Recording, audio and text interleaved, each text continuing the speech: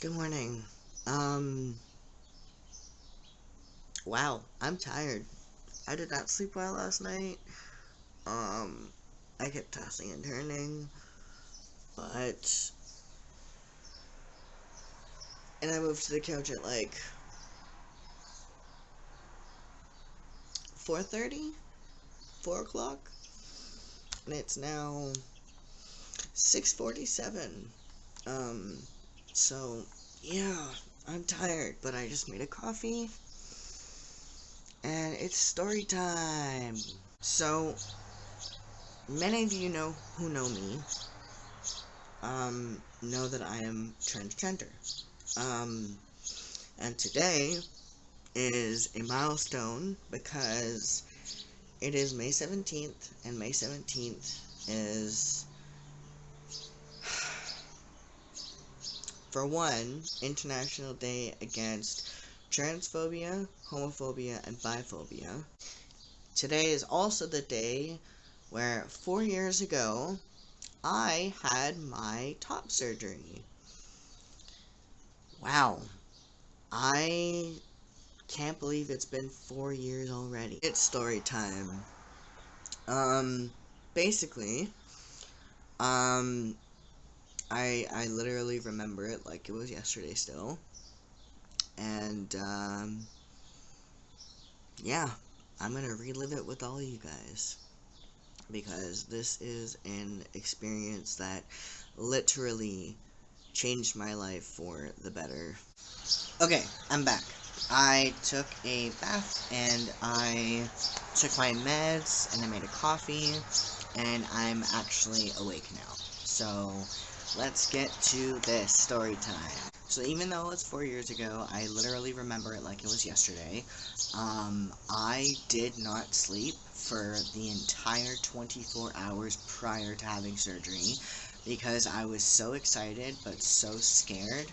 Um, which is completely understandable because it's literally life changing. Um, I remember I was waiting for a friend of mine to pick me up at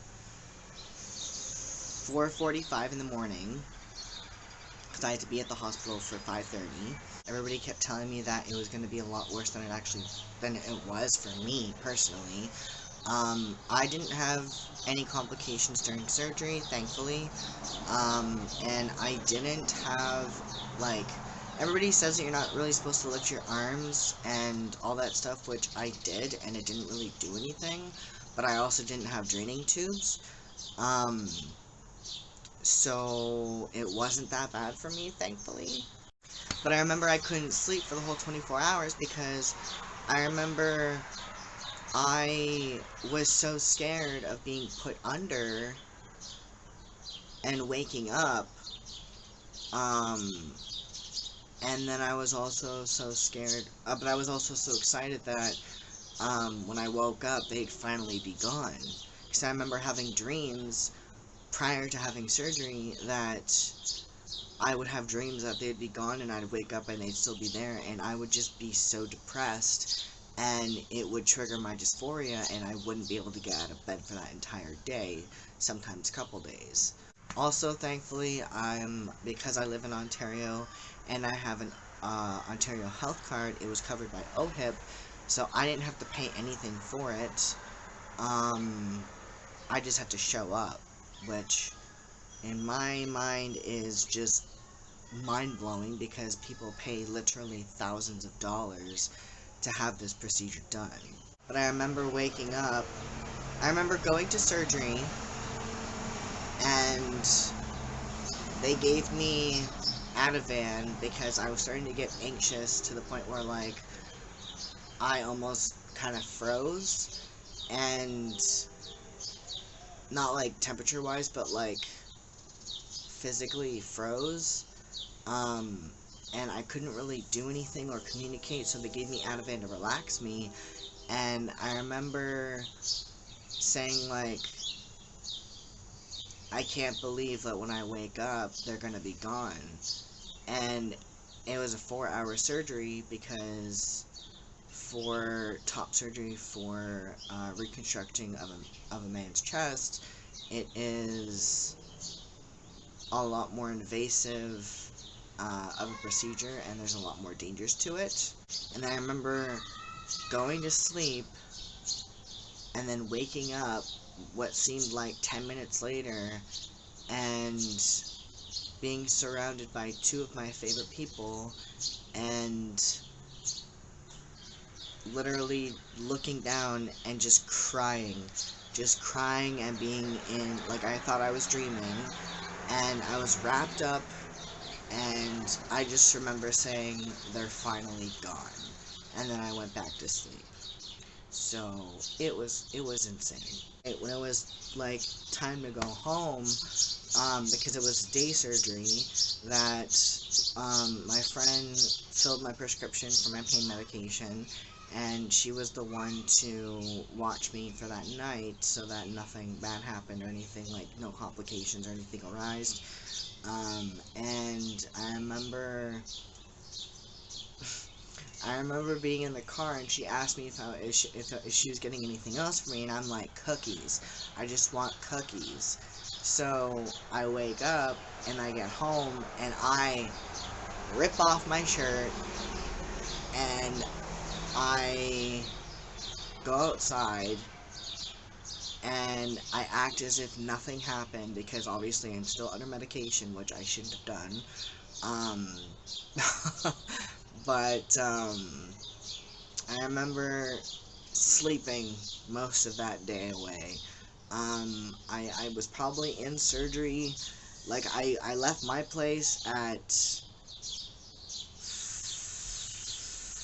4:45, did not sleep for the entire 24 hours prior, because I was nervous and excited, and then I remember going to the hospital with a friend of mine, who drove me, for 5:30, and then I was in surgery by 7, and I left surgery at noon, and then I left the hospital at 1, and then I got home, and I slept the entire day,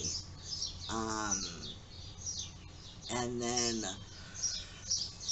I woke up, and it was very painful, but it was tolerable, but that's just because I have a high pain tolerance.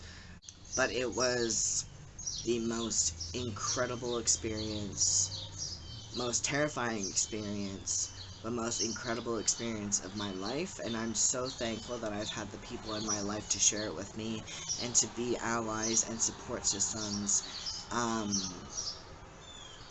and I just hope that for any of you out there who are getting top surgery, or who are coming out as trans, or gay, or bisexual, that you have people in your life that are surrounding you and your families, that support you and love you and honor you, and they feel honored to be in your life and in your journey, whatever that looks like. And if you're an ally of these people, know that it means the world to us, because not everybody has the most amazing experience like I did. When I came out, not a lot of people really cared, and the fact that, like, it was an issue, I was very lucky like that, and I can't believe it's been 4 years since I've had that surgery to the day, and the fact that it was on such a memorable date in our world. So,